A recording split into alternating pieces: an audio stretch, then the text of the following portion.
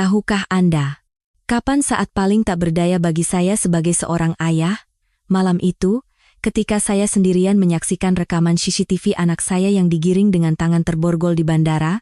Selama 30 tahun bekerja sebagai hakim, saya telah menangani berbagai macam kasus. Saya telah melihat sisi gelap dan terang manusia. Namun, tidak ada yang bisa menandingi momen ketika saya sendirian di ruang kerja malam itu, menatap layar. Saya hanyalah seorang ayah yang tak berdaya.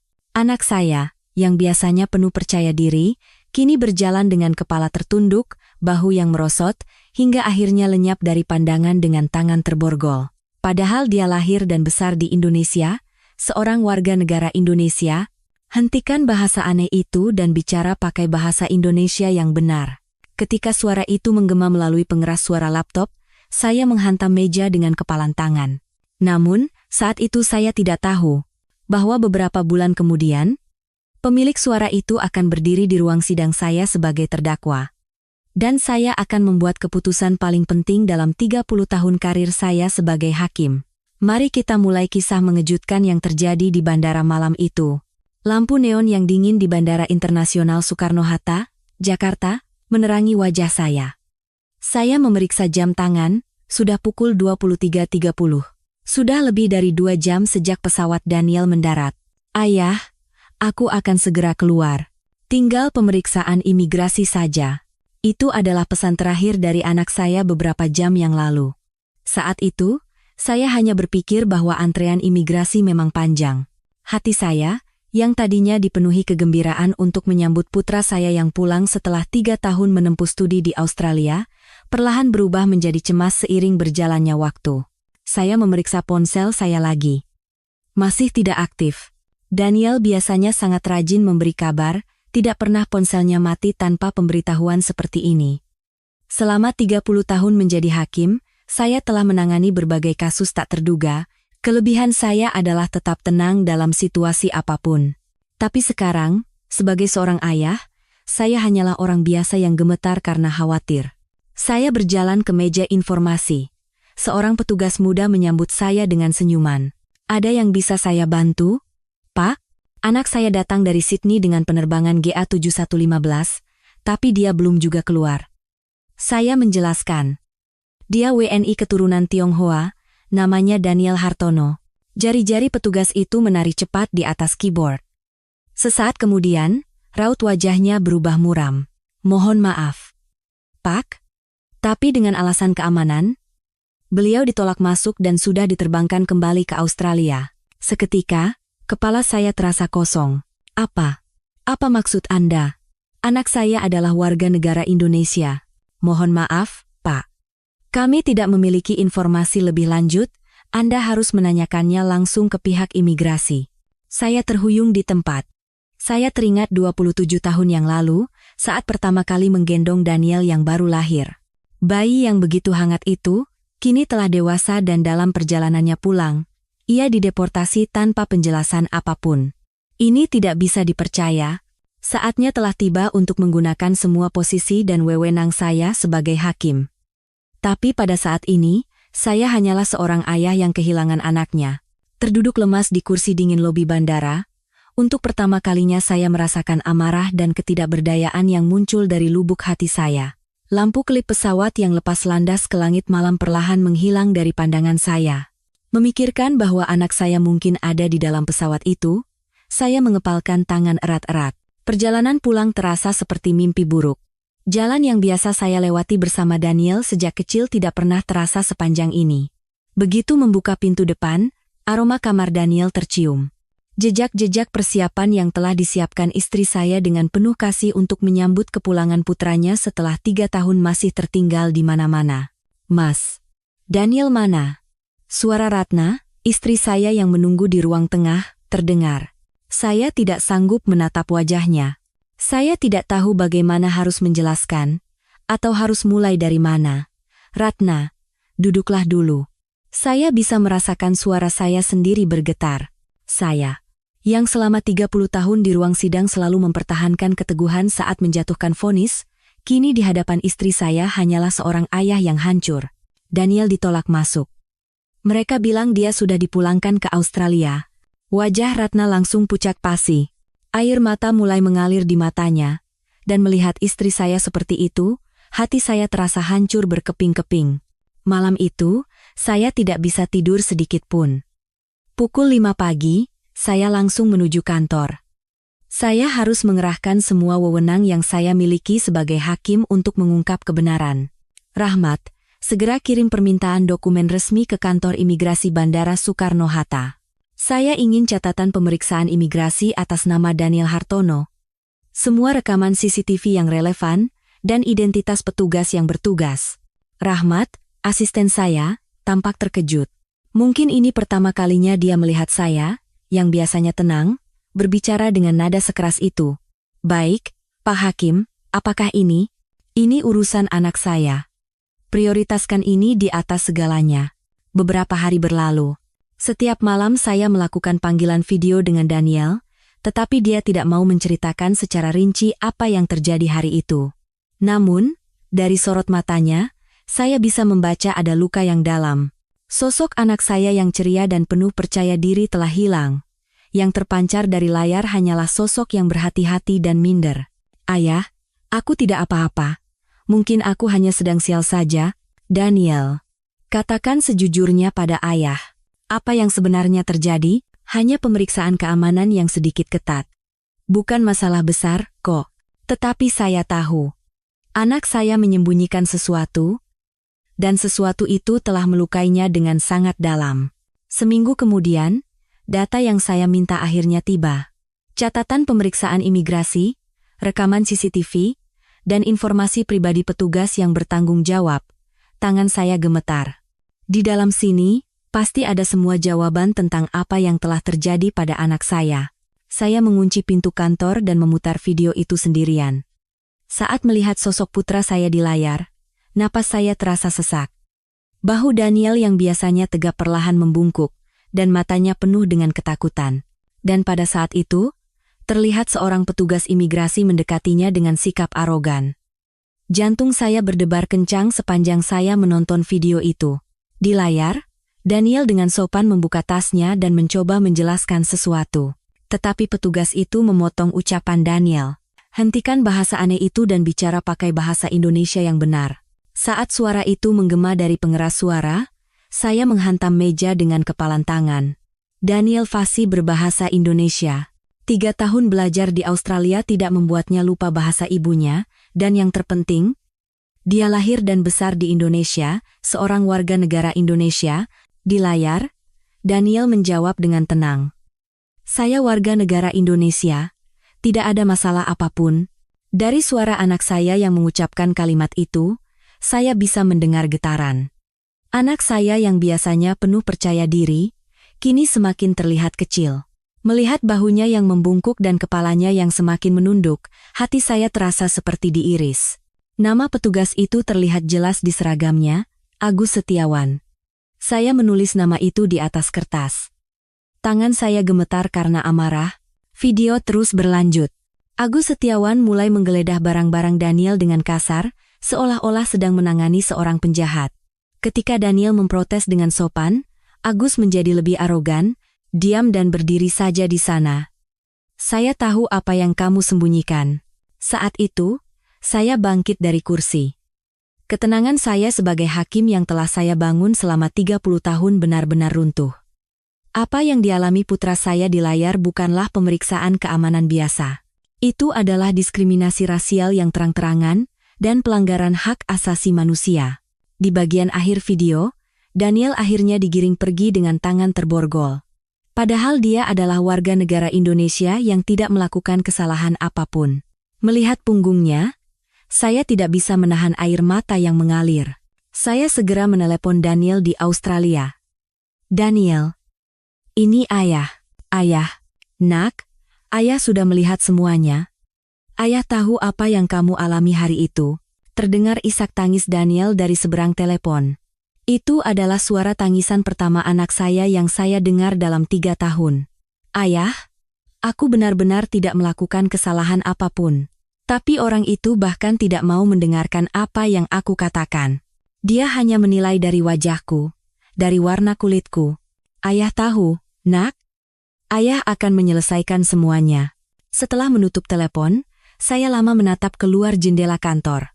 Pemandangan malam Jakarta terbentang indah, tetapi hati saya dipenuhi amarah dan kesedihan.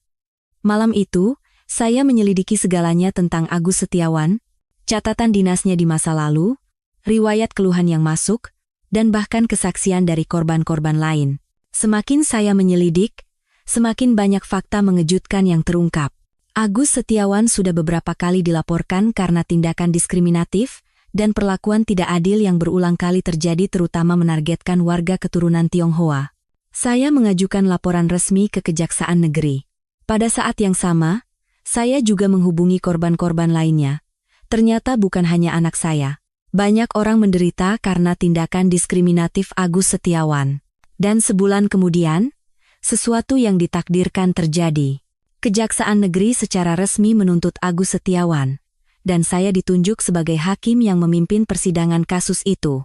Saat memeriksa berkas perkara, saya sejenak menahan napas. Apakah ini kebetulan? Ataukah takdir? Saya kini harus memainkan 3 peran sekaligus. Ayah korban, pelapor, dan hakim. Saat itu saya sadar, ini bukan sekadar balas dendam pribadi, melainkan sebuah kesempatan untuk menegakkan keadilan. Pagi di hari pertama persidangan, saya tiba di pengadilan lebih awal dari biasanya.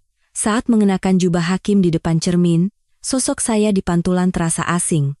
Selama 30 tahun saya telah memimpin banyak persidangan. Tetapi ini adalah pertama kalinya saya melangkah ke ruang sidang dengan perasaan yang begitu rumit. Sambil berjalan di koridor menuju ruang sidang, saya terus mengingatkan diri sendiri. Aku sekarang adalah Hakim Budi Wijaya. Bukan ayah Daniel, tetapi Hakim Budi Wijaya. Namun, di satu sudut hati saya, amarah terus bergejolak, memikirkan bahwa orang yang telah memperlakukan anak saya sedemikian rupa akan segera berdiri di hadapan saya. Kepalan tangan saya mengeras dengan sendirinya. Saat saya membuka pintu ruang sidang, kursi pengunjung sudah penuh sesak.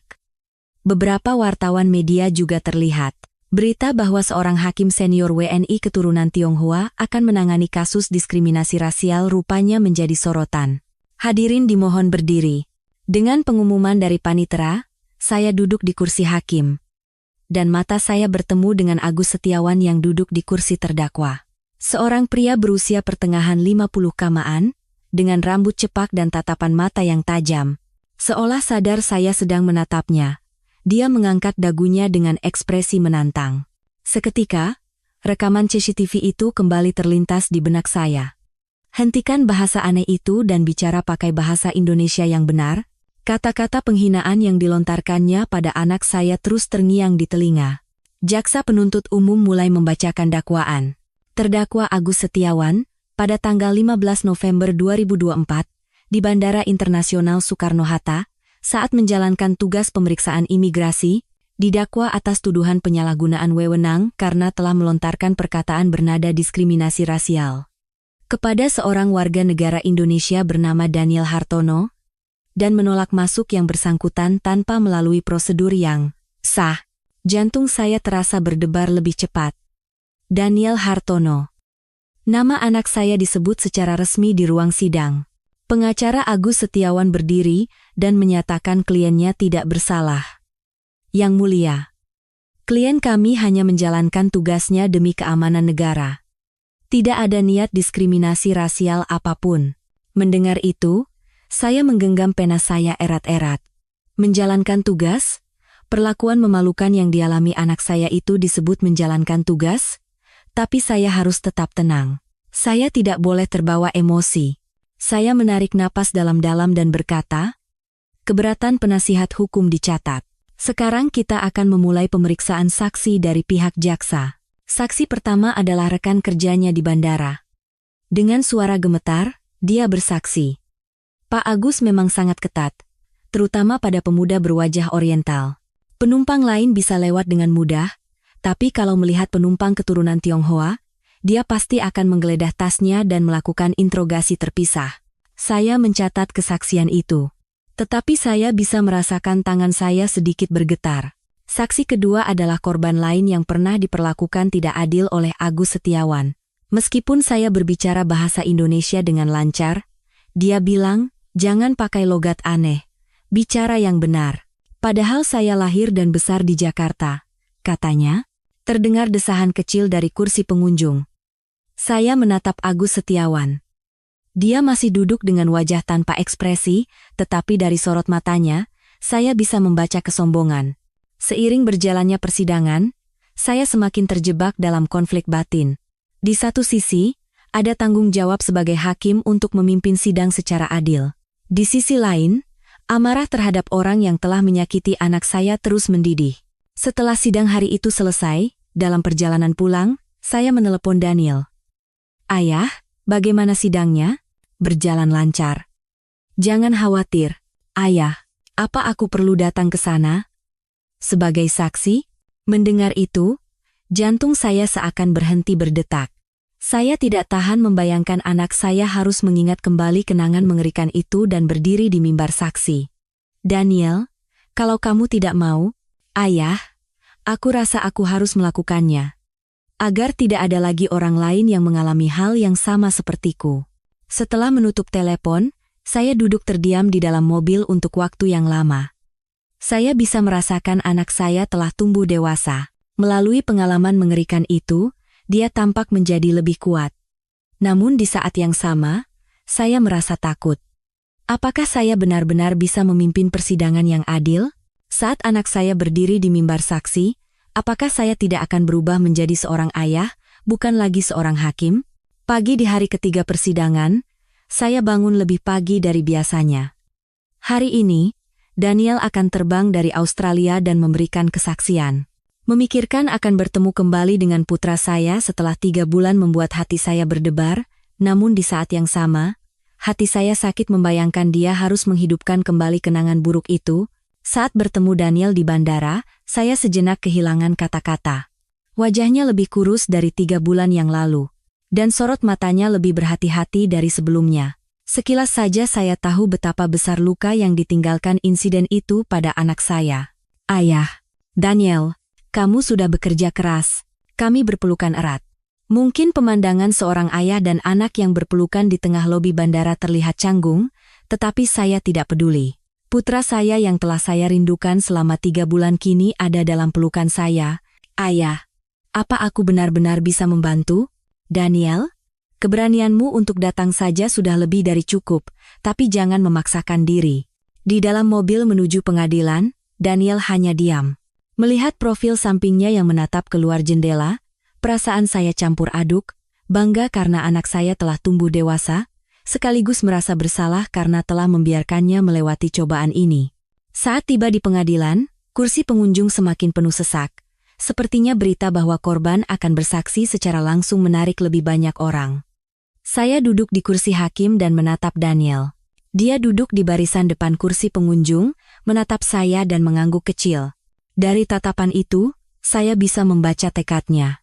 Panggil saksi berikutnya. Saksi Daniel Hartono, silakan maju ke depan. Anak saya perlahan bangkit dan berjalan menuju mimbar saksi. Saat itu, saya menahan napas. Anak yang 27 tahun lalu saya lihat pertama kali melangkahkan kakinya, kini berdiri di mimbar saksi untuk memperjuangkan keadilan. Setelah diambil sumpahnya, Daniel mulai menjawab pertanyaan jaksa dengan tenang. Hari itu, saya dalam perjalanan pulang setelah menyelesaikan studi selama 3 tahun di Australia. Hati saya dipenuhi kegembiraan karena ayah sudah menunggu di bandara. Suara Daniel bergetar, tetapi jelas dan lantang. Melihatnya, hati saya terasa penuh. Bisakah Anda ceritakan apa yang terjadi di meja imigrasi? Awalnya saya pikir itu pemeriksaan biasa. Tapi suasana berubah ketika Pak Agus mulai menggeledah tas saya. Dia memperlakukan saya seolah-olah saya adalah penjahat yang menyembunyikan sesuatu. Di kursi terdakwa, Agus Setiawan bergerak. Saya meliriknya, tapi dia tetap tanpa ekspresi. Saat itu, sepertinya saya bergumam tidak apa-apa dalam bahasa Inggris. Itu kata-kata yang keluar tanpa sadar karena saya sangat gugup, tapi Pak Agus tiba-tiba marah. Suara Daniel semakin bergetar. Saya menggenggam pena erat-erat. Dia berteriak, "Hentikan bahasa aneh itu dan bicara pakai bahasa Indonesia yang benar." Saat itu saya menjawab, "Saya warga negara Indonesia." tidak ada masalah apapun. Ruang sidang menjadi hening. Daniel berhenti sejenak dan menarik napas dalam-dalam. Tapi dia tidak mendengarkan saya. Dia hanya menilai dari wajah saya. Dari penampilan saya. Saat itulah saya pertama kali menyadari bahwa di negara ini, saya tidak dianggap sebagai orang Indonesia seutuhnya. Terdengar isak tangis kecil dari kursi pengunjung. Saya pun merasakan mata saya memanas, sampai akhirnya saya diborgol pun. Saya tidak mengerti. Apa kesalahan yang telah saya perbuat? Mengapa saya harus dideportasi? Suara Daniel bergetar hebat. Tetapi dia menyelesaikan kesaksiannya sampai akhir. Sejak hari itu, saya tidak bisa tidur nyenyak. Saya sering mimpi buruk. Saya takut tidak akan bisa kembali ke Indonesia lagi. Ketika jaksa selesai bertanya, pengacara terdakwa berdiri. Namun, saat menatap Daniel, pengacara itu pun tampak kehilangan kata-kata sejenak. Tidak ada pertanyaan. Beberapa saat kemudian, saya berkata, "Saksi dipersilakan kembali ke tempat duduk." Saat Daniel turun dari mimbar saksi, mata kami bertemu sejenak. Dari tatapan itu, saya bisa membaca rasa terima kasih dan kelegaan. Kelegaan karena akhirnya bisa menceritakan kisahnya kepada dunia. Saat itu, saya yakin. Ini bukan sekadar persidangan biasa. Ini adalah perjuangan untuk menegakkan keadilan dan menciptakan masyarakat yang lebih baik. Di hari terakhir persidangan, saya tiba di pengadilan lebih awal dari biasanya. Hari ini saya harus menjatuhkan vonis akhir. Selama beberapa hari terakhir, saya kurang tidur karena meninjau banyak kesaksian dan bukti. Tetapi kesimpulannya sudah jelas. Sambil meninjau berkas perkara untuk terakhir kalinya di ruang kerja, saya merenungkan perjalanan beberapa minggu terakhir. Dari malam yang mengejutkan ketika mendengar berita hilangnya anak saya di bandara, hingga saat-saat saya menggunakan wewenang hukum untuk mengungkap kebenaran. Dan akhirnya, kemarin, ketika anak saya dengan berani berdiri di mimbar saksi, apakah semua ini hanya kebetulan? Ataukah takdir bahwa keadilan harus ditegakkan? Di koridor menuju ruang sidang, saya bertemu Daniel. Wajahnya tampak lebih lega setelah memberikan kesaksian kemarin. "Ayah, sudah siap?" "Ya, Daniel." "Bagaimana denganmu?" "Aku sudah tidak apa-apa sekarang, Ayah." Setelah menceritakan semuanya kemarin, hatiku terasa jauh lebih ringan. Saya menepuk bahu anak saya pelan. Saya kembali menyadari betapa dewasanya anak ini melalui cobaan yang dihadapinya. Saat memasuki ruang sidang, kursi pengunjung sudah terisi penuh. Tidak hanya wartawan, tetapi juga warga biasa dan korban-korban lain yang pernah mengalami hal serupa. Semua orang tahu bahwa persidangan ini bukan hanya masalah satu orang, tetapi masalah seluruh masyarakat kita. Hadirin dimohon berdiri. Saya duduk di kursi hakim dan menatap Agus Setiawan. Dia masih mengangkat kepalanya dengan angkuh, tetapi sorot matanya tidak lagi menunjukkan kesombongan seperti sebelumnya. Mungkin kesaksian beberapa hari terakhir telah memberinya kejutan. Majelis hakim akan membacakan putusan. Ruang sidang menjadi sunyi senyap. Saya menarik napas dalam-dalam dan mulai membacakan putusan yang telah saya siapkan. Majelis hakim telah mempertimbangkan dengan saksama semua bukti dan kesaksian yang diajukan selama beberapa hari terakhir. Rekaman CCTV, kesaksian rekan kerja, pernyataan para korban, dan rekam jejak terdakwa di masa lalu. Berdasarkan penilaian komprehensif atas semua itu, saya berhenti sejenak dan menatap ke arah kursi pengunjung. Daniel menatap saya dengan ekspresi serius. Terdakwa Agus Setiawan telah menggunakan jabatannya untuk melakukan diskriminasi yang berulang dan sistematis terhadap ras tertentu. Ini bukan sekadar kesalahan dalam menjalankan tugas, melainkan pelanggaran hak asasi manusia yang nyata dan tindakan yang bertentangan dengan semangat konstitusi dan Pancasila. Terdengar sedikit pergerakan di kursi pengunjung, tetapi semua orang menahan napas mendengarkan kata-kata saya. Khususnya dalam kasus korban Daniel Hartono, yang notabene adalah seorang warga negara Indonesia, hanya karena penampilan dan bahasa yang digunakannya, ia diperlakukan secara tidak pantas dan dideportasi secara paksa. Ini adalah pelanggaran langsung terhadap hak kesetaraan yang dijamin oleh konstitusi kita. Saya menatap lurus ke arah Agus dan melanjutkan. Terdakwa berdalih bahwa tindakannya adalah prosedur yang sah demi keamanan negara, tetapi bukti-bukti yang diajukan dengan jelas menunjukkan bahwa ini adalah tindakan diskriminatif yang didasarkan pada prasangka pribadi. Menurut kesaksian rekan kerja, Terdakwa secara khusus melakukan pemeriksaan berlebihan hanya pada penumpang berwajah Oriental, dan ini adalah diskriminasi rasial yang nyata. Suara saya menjadi semakin tegas. Pengadilan ini tidak akan menoleransi segala bentuk diskriminasi rasial. Setiap warga negara, tanpa memandang warna kulit, asal-usul, atau bahasa yang mereka gunakan, berhak mendapatkan perlakuan yang setara. Ini adalah prinsip dasar masyarakat kita yang tidak dapat ditawar. Terlihat orang-orang di kursi pengunjung mengangguk setuju. Oleh karena itu, pengadilan menjatuhkan putusan sebagai berikut kepada terdakwa Agus Setiawan. Saya mengambil jeda sejenak sebelum menjatuhkan vonis akhir. Pidana penjara selama 8 tahun, dan setelah bebas, diwajibkan melakukan pelayanan sosial selama 1000 jam di Pusat Layanan Masyarakat Multikultural. Seketika, tepuk tangan meledak dari kursi pengunjung. Awalnya hanya beberapa orang, tetapi dengan cepat menyebar ke seluruh ruang sidang. Biasanya saya akan meminta ketertiban, tetapi khusus untuk hari ini, saya membiarkannya. Selain itu, semua kualifikasi terdakwa yang terkait dengan keamanan bandara dicabut secara permanen, dan di masa depan dilarang terlibat dalam bentuk apapun dalam urusan keimigrasian. Bahu Agus Setiawan merosot. Akhirnya, dia sepertinya menyadari beratnya perbuatan yang telah dilakukannya. Saya menatap ke arah kursi pengunjung untuk terakhir kalinya dan berkata, hukum harus menjadi benteng terakhir yang melindungi hak semua warga negara, bukan hanya untuk warna kulit tertentu. Semoga putusan hari ini menjadi pesan yang jelas bahwa tidak ada tempat bagi diskriminasi rasial di masyarakat kita. Setelah sidang selesai, saya dan Daniel saling berhadapan dalam diam. Air mata mengalir di matanya, tetapi itu bukan air mata kesedihan. Itu adalah air mata kelegaan dan kebahagiaan karena keadilan akhirnya ditegakkan. Saya melepaskan jubah hakim saya dan memeluk putra saya dalam diam. Sekarang, saya bukan lagi Hakim Budi Wijaya, melainkan hanya seorang ayah yang bangga pada putranya yang hebat. Kita berjuang dengan keadilan, bukan dengan emosi, Daniel. Iya, ayah. Sekarang orang lain tidak akan mengalami hal yang sama sepertiku, kan? Benar, nak. Kita telah mewujudkannya. Saat melangkah keluar dari gedung pengadilan, saya menengadah ke langit. Langit Jakarta tampak sangat cerah hari itu. Seperti langit di hari kemenangan keadilan, malam itu, keluarga kami makan malam bersama setelah sekian lama. Daniel kembali menunjukkan sisi cerianya seperti dulu, dan istri saya, Ratna, juga tersenyum lega.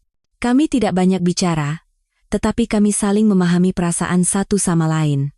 Melalui kasus ini, saya menyadari, keadilan tidak datang dengan sendirinya. Keadilan hanya bisa menang ketika orang-orang berani bangkit dan bersuara, dan ketika ada orang lain yang mau mendengarkan suara itu. Keberanian yang ditunjukkan oleh putra saya, Daniel, dan keberanian semua saksi yang mengatakan kebenaran, telah menciptakan kemenangan hari ini. Dan saya, sebagai hakim dan sebagai ayah, bangga bisa membalas keberanian itu. Timbangan keadilan mungkin terkadang bergerak lambat. Tetapi pada akhirnya, ia akan selalu condong ke arah yang benar. Itulah kebenaran paling berharga yang saya pelajari selama 30 tahun menjadi hakim. 5 tahun kemudian, Daniel lulus dari Fakultas Hukum Universitas Indonesia dan bekerja di sebuah lembaga bantuan hukum di Jakarta. Di atas mejanya, ada sebuah bingkai kecil dengan tulisan, "Untuk dunia tanpa diskriminasi." "Bang, ada klien baru yang datang," kata seorang staf junior. Daniel mengangkat kepalanya dan melihat seorang pemuda keturunan Tionghoa memasuki ruang konsultasi. Bahunya tampak merosot, dan matanya penuh luka. Persis seperti dirinya 5 tahun yang lalu. "Selamat siang, saya Daniel Hartono." Nama saya Kevin," katanya dengan suara gemetar saat mulai menceritakan kisahnya. Sebuah kasus diskriminasi rasial lainnya. Daniel mendengarkan ceritanya dan mengangguk. "Pak Kevin, saya pernah mengalami hal serupa. Ingat, Anda tidak sendirian. Kita akan berjuang bersama." Pada saat yang sama, di sebuah pusat kegiatan masyarakat di Jakarta, Agus Setiawan sedang mengajar bahasa Indonesia untuk para pekerja migran. "Teman-teman, jangan takut membuat kesalahan. Saya juga pernah membuat kesalahan yang sangat besar." Suaranya tulus. 5 tahun pelayanan sosial telah benar-benar mengubahnya. Dia menyadari betapa besar luka yang telah dia timbulkan, dan betapa indahnya keberagaman, Setelah kelas selesai, seorang siswa mendekatinya. "Pak, terima kasih banyak. Berkat Bapak, saya jadi lebih berani." Mendengar itu, mata Agus berkaca-kaca. Dia merasa bahwa kini dia sedang menyembuhkan sebanyak luka yang pernah dia torehkan. Malam itu, Daniel makan malam bersama ayahnya. "Ayah, hari ini datang lagi korban lain. Tapi sekarang mereka tidak sendirian. Ada pengacara seperti kita, dan semakin banyak orang yang berani bersuara." Budi tersenyum bangga menatap putranya. "Daniel, ayah sangat bangga melihatmu bangkit dari luka itu dan membantu orang lain. Tanpa pengalaman hari itu, mungkin tidak akan ada saya yang sekarang ya. Saya belajar bahwa luka terkadang bisa menjadi anugerah." Jauh di bandara, ribuan orang datang dan pergi hari itu. Kini, di sana telah diterapkan program pelatihan baru tentang menghargai keberagaman dan perlindungan hak asasi manusia. Sebuah perubahan yang lahir dari insiden 5 tahun yang lalu. Timbangan keadilan masih terus bergerak. Perlahan, tapi pasti, ke arah yang benar. Ini bukan hanya kisah seorang ayah dan anak. Ini adalah kisah kita semua. Setiap hari, banyak orang didiskriminasi karena identitas mereka, penampilan mereka, atau bahasa yang mereka gunakan. Mereka menderita dalam diam, dan terkadang menganggap penderitaan itu sebagai hal yang wajar. Namun, seperti yang ditunjukkan oleh Hakim Budi dan Daniel, kita tidak boleh diam. Bersuara di hadapan ketidakadilan adalah tindakan paling berani yang bisa kita lakukan. Keadilan tidak hanya terwujud di tempat-tempat agung. Tidak berpaling saat menyaksikan diskriminasi dalam kehidupan sehari-hari, melawan prasangka, dan menghormati orang lain dari latar belakang yang berbeda sebagai sesama manusia.